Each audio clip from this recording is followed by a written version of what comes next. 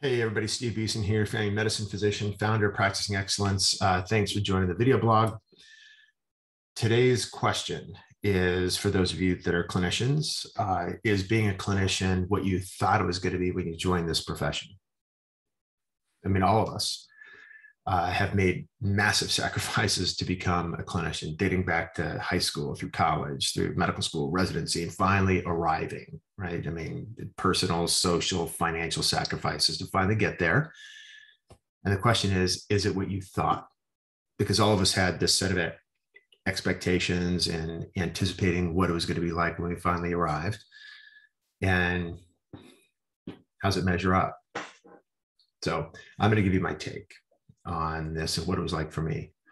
You know, when I personally chose the profession of becoming a physician, inspired by my uncle, who is an amazing neurologist in Toledo and now in Chicago.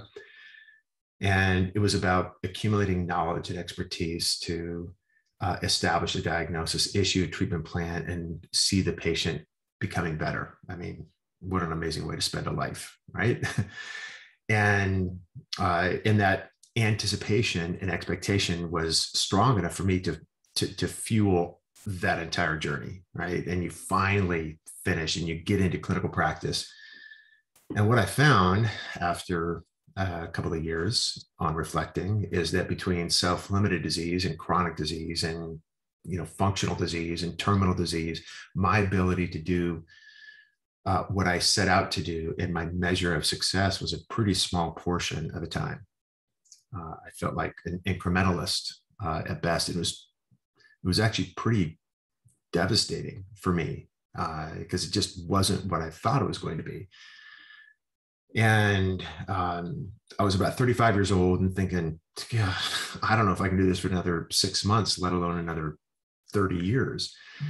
And I had some pretty notable experiences in my life that sort of opened my eyes in terms of what medicine can be and what it was for me.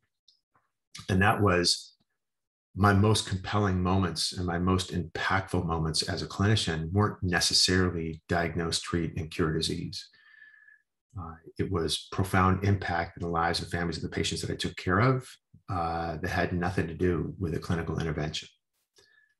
You know, helping through profound loss, sharing in suffering, going to memorial services for patients that I had lost, doing a home visit.